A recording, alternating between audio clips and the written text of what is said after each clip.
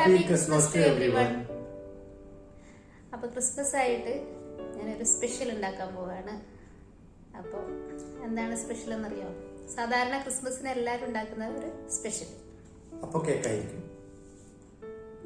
എല്ലാം പോയി. കേക്ക് അല്ല. അല്ലെങ്കിൽ എന്തെങ്കിലും ഫുഡ് ആയിരിക്കും അല്ലേ? അപ്പോൾ നമ്മളുടെ ഇതനുസരിച്ചിട്ട് ചിക്കൻ ആയിരിക്കും.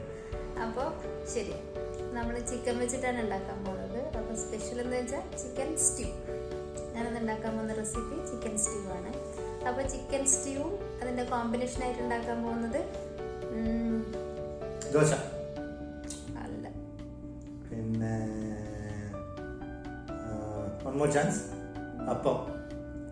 അപ്പം നല്ല കോമ്പിനേഷനാണ്. പക്ഷെ ഞാൻ അപ്പം അല്ല ഉണ്ടാക്കാൻ പോകുന്നത്.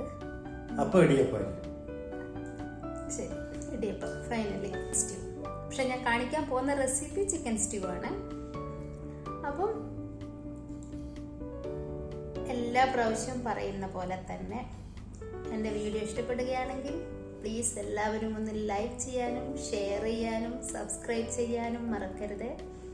പിന്നെ തൊട്ടടുത്ത ഒരു ബെൽ ഐക്കണിൽ ക്ലിക്ക് ചെയ്യുകയാണെങ്കിൽ നോട്ടിഫിക്കേഷൻ നിങ്ങൾക്ക് എല്ലാവർക്കും കിട്ടുന്നതായിരിക്കും. ശരി, ഞാനിടുന്ന എല്ലാ വീഡിയോകളും നിങ്ങൾക്ക് കിട്ടുന്നതായിരിക്കും. അപ്പോൾ മറക്കരുതേ, subscribe, like, share. Thank you. അപ്പോൾ നമുക്ക് വീഡിയോ കാണാം. നമ്മുടെ ചിക്കൻ സ്റ്റ്യൂ ഉണ്ടാക്കാനായിട്ട് ഇവിടെ ഞാനൊരു 900 ഗ്രാം ചിക്കനാണ് എടുത്തിരിക്കുന്നത്. ഇത് നന്നായി കഴുകി വൃത്തിയാക്കി വെച്ചിട്ടുള്ളതാണ്.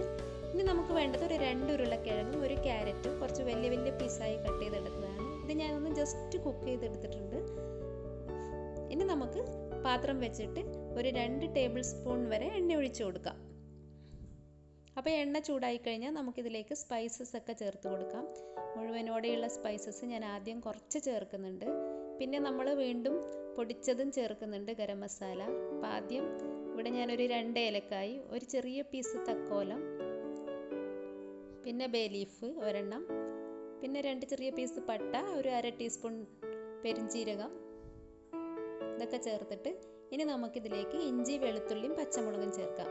അപ്പോൾ വെളുത്തുള്ളി ഒരു 4 അല്ലി, ഇഞ്ചി ഒരു ചെറിയ പീസ്, പിന്നെ പച്ചമുളക് നമുക്ക് കൂടുതൽ വേണം. അപ്പോൾ ഞാനിവിടെ ഒരു 8 പച്ചമുളക് വരെ എടുത്തിട്ടുണ്ട്. അത് നിങ്ങൾക്ക് എരിവിന് നിങ്ങൾക്ക് നോക്കിയിട്ട് എരിവിന് ആവശ്യത്തിനുള്ള പച്ചമുളക് ചേർത്ത് കൊടുക്കാവുന്നതാണ്. ഓരോ പച്ചമുളകിനും ഓരോ എരിവാണ്. പിന്നെ ഇതിൻ്റെ എരിവെന്ന് പറയുന്നത് ശരിക്കും പച്ചമുളകും കുരുമുളകും മാത്രമാണ്. ഇനി നമുക്ക് ഉള്ളി ചേർത്ത് കൊടുക്കാം. ഞാനിവിടെ ഒരു ഉള്ളി എടുത്തിട്ടുണ്ട്. അത് ഞാൻ വലിയ വലിയ പീസായിട്ടാണ് കട്ട് ചെയ്തെടുത്തിട്ടുള്ളത്. അപ്പോൾ ഇതൊന്നും ഗോൾഡൻ ബ്രൗൺ ആകുന്നത് വരെ വഴറ്റേണ്ട ആവശ്യമില്ല. ജസ്റ്റ് ഒന്ന് കളർ മാറിയാൽ മാത്രം മതിയാകും. ഇനി നമുക്ക് കുരുമുളക് പൊടി ഇട്ട് കൊടുക്കാം. അപ്പോൾ ഞാൻ എടുത്തിരിക്കുന്നത് 2 ടീസ്പൂൺ കുരുമുളക് പൊടി. ഇത് ഫ്രഷ് കുരുമുളകാണ്, നന്നായി പൊടിച്ചതാണ്. ഇതും കൂടെ ഇട്ടിട്ട് ഇതൊന്ന് വഴറ്റിക്കഴിഞ്ഞാൽ നമുക്ക് ചിക്കൻ ഇട്ട് കൊടുക്കാം. ഇനി നമുക്ക് ഈ ചിക്കനിലേക്ക് ആവശ്യത്തിനുള്ള ഉപ്പും കൂടെ ചേർത്ത് കൊടുക്കാം. ഇനി നമുക്ക് ഇതിലേക്ക് വേവിച്ച് വെച്ച നമ്മുടെ ഉരുളക്കിഴങ്ങും ക്യാരറ്റും, വേവിച്ച് വെച്ചതെന്ന് വെച്ചാൽ ജസ്റ്റ് ഒന്ന് കുക്കായതേ ഉള്ളൂ. ഇതധികം കുക്ക് ചെയ്യേണ്ട ആവശ്യമില്ല, കാരണം ഇത് രണ്ടും ഇതിൻ്റെ കൂടെ കിടന്ന് വീണ്ടും നമ്മൾ വേവിക്കുന്നുണ്ട്. ഇതെല്ലാം കൂടെ ഒന്ന് നന്നായി മിക്സ് ചെയ്ത് കൊടുക്കാം.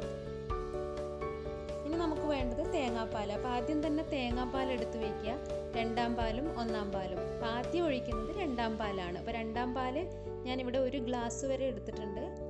അപ്പോൾ ഈ ഒരു 2ാം പാലിൽ കിടന്നിട്ട് വേണം നമ്മുടെ ഈ ചിക്കൻ ഒന്ന് വെന്ത് കിട്ടാൻ. അപ്പോൾ അതും കൂടെ ഒഴിച്ചു കൊടുത്തിട്ട് ഒന്ന് ഇളക്കി കൊടുക്കാം. ഇനി ഇതിലേക്ക് ഒട്ടും വെള്ളം ചേർക്കരുത്, കാരണം ഇതിൽ ഈ തേങ്ങാപ്പാലിൽ കിടന്ന് വേണം നമ്മുടെ ഈ ചിക്കൻ നന്നായിട്ടൊന്ന് വെന്ത് കുറുകി കിട്ടാൻ. ഇനി നമുക്കൊന്ന് അടച്ചു വെച്ചിട്ട് ഇതൊന്ന് വേവിച്ചെടുക്കാം. അപ്പം നമുക്കൊന്ന് അടപ്പെടുത്ത് നോക്കാം. നമ്മുടെ ചിക്കനൊക്കെ നന്നായി വെന്തിട്ടുണ്ട്. ഉരുളക്കിഴങ്ങും ക്യാരറ്റും എല്ലാം നന്നായി വെന്തിട്ടുണ്ട്. ഉരുളക്കിഴങ്ങ് വേണമെങ്കിൽ ഒന്ന് 2-3 പീസ് ഒന്ന് ജസ്റ്റ് ഒന്ന് ഉടച്ചു കൊടുക്കാം, നമ്മുടെ ഗ്രേവിക്ക് ഒരു തിക്നെസ് കിട്ടാനായിട്ട്. അപ്പോൾ ഉപ്പൊക്കെ നമുക്ക് സമയത്തൊന്ന് നോക്കാവുന്നതാണ്. ഇനി നമുക്ക് ലാസ്റ്റ് ചെയ്യാനുള്ളത് കുറച്ച് ഗരം മസാല ഇട്ട് കൊടുത്തിട്ടുണ്ട്, ഒരു 1/2 ടീസ്പൂൺ, അതും ഫ്രഷ് പൊടിച്ചതാണ്. ലാസ്റ്റ് നമുക്ക് തേങ്ങാപ്പാൽ. അപ്പോൾ തേങ്ങാപ്പാൽ ഞാനൊരു 1/2 ഗ്ലാസ് വരെ ഒഴിച്ചിട്ടുണ്ട്. അത് 1ാം പാലാണ്, നല്ല കട്ടിപ്പാൽ. ഇത് കൂടെ ഒഴിച്ച് കഴിഞ്ഞാൽ പിന്നെ നമ്മൾ സ്റ്റൗ ഓഫ് ചെയ്യണം. കാരണം പിന്നെ ഇത് തിളയ്ക്കാൻ പാടില്ല. 2ാം പാൽ ഒഴിച്ച് കഴിഞ്ഞാൽ പെട്ടെന്ന് തന്നെ സ്റ്റൗ ഓഫ് ചെയ്ത് ഒഴിക്കുക.